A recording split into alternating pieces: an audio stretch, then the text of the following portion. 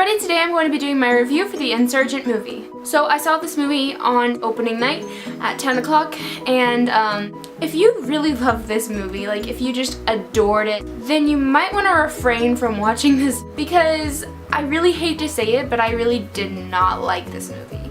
I honestly wish that I could say that I liked this movie or loved this movie, but I just didn't, and I will get into more details of why in a minute. But again, if you really love this movie and you don't want to hear people talk about why they didn't like it or they didn't like it at all, then please just leave. Please don't leave mean comments. Like, everyone's allowed their own opinion. So yeah, let's just jump into the review. So I'm going to rate this movie on a book to movie adaptation level and on a movie level in general.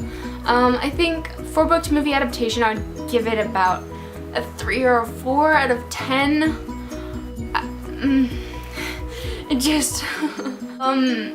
No.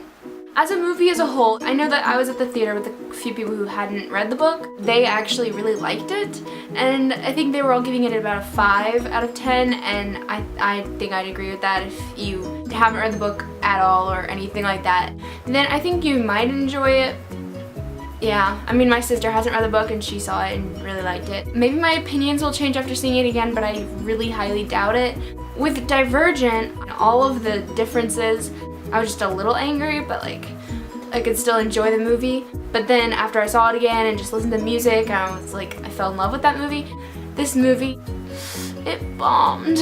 I feel so bad for saying that. Like, I love these actors and I love these books, and I just feel like if they had stuck with what happens in the book, it could have been a really, really good movie. If they hadn't changed the ending and everything that they changed, it could have been really, really good, in my opinion. Maybe you still thought it was really, really good. It felt, honestly, I'm gonna say this, it felt like a Percy Jackson movie.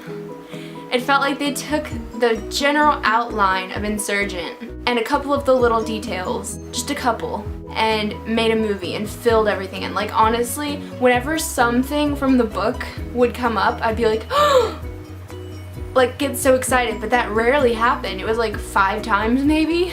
The ending, Evelyn shooting Janine, and that scene was pretty cool, but I really liked when her and Marcus went in there, and then like Tori killed Janine, and there was this whole thing like with the computer, and it was just, I thought it was so good in the book. And it wasn't terrible. Like, if you haven't read the book and you don't know the difference, it was pretty good in the movie. It was pretty cheesy at parts. Just close-ups of people, I'm like, can you just zoom out? Can you zoom out, please? I don't want to, don't do that close. They did that in the new Hobbit movie too, and it was terrible. As well as just slow motion. I wish that we had seen Uriah and Lynn and Marlene and Hector a little bit more. I love that they were there, but I feel like if they had been in the first one, it would have been more special. But like, I loved Uriah. He was like perfect.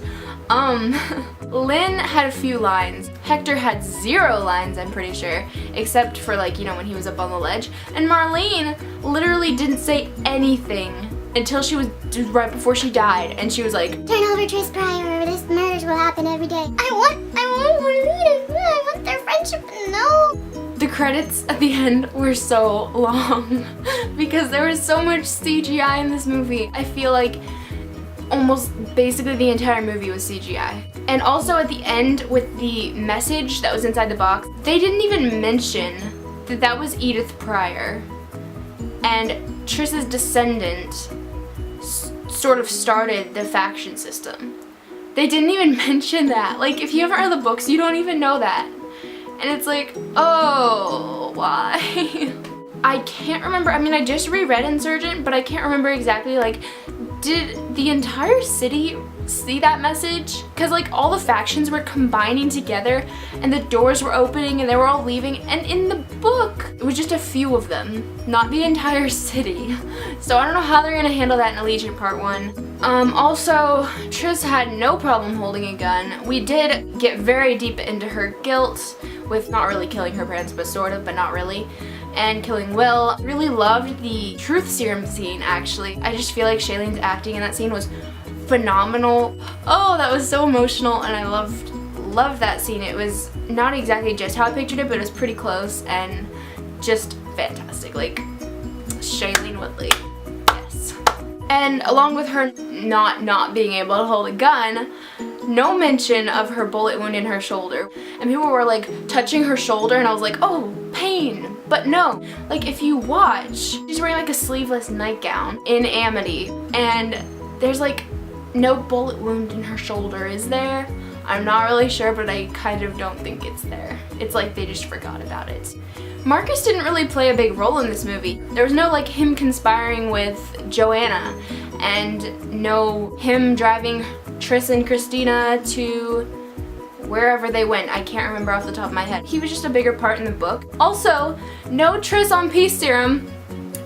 That's all I wanted. And it makes everyone crack up when they read that scene. And it didn't happen. It would have been hilarious. And I didn't really picture anything how it looked in the movie, which was a problem I have with Divergent as well. I guess I was just picturing it all wrong. For some reason, it just felt different from the first movie. Like, probably because it was a new director. Just the feel of the movie and like even just the world. Like, it didn't feel like, because they didn't shoot it in the same place, so you can kind of tell. I don't know, just the environment seems different. Like, Abnegation looks sort of different somehow. It just seems off. I don't know. I did really love watching all of the simulations for the different factions. I thought that it was really, really cool. I did like that they did that thing where Tris dies, but she isn't really dead. I actually got used to Tris's new hair, and I didn't hate it as much as I thought that I would. I still obviously would have preferred it as just like a bob, maybe with a wig. I don't hate it anymore. I think it's fine. That wasn't my biggest problem with this movie. I really I wish I could say that I love this movie. I so wish that I could say that. But it was just not,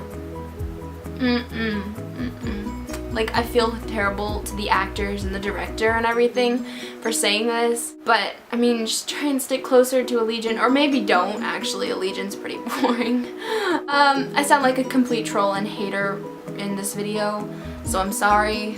I'm not. It's just, I didn't like this movie in particular. It's so sad. I was so looking forward to this movie. That's pretty much it. I hope you guys enjoyed this video. If you saw the movie, comment what you thought. If you didn't like it, just like me, we can rage together. If you liked it, that's awesome. I am happy that lots of people actually seem to have really liked it.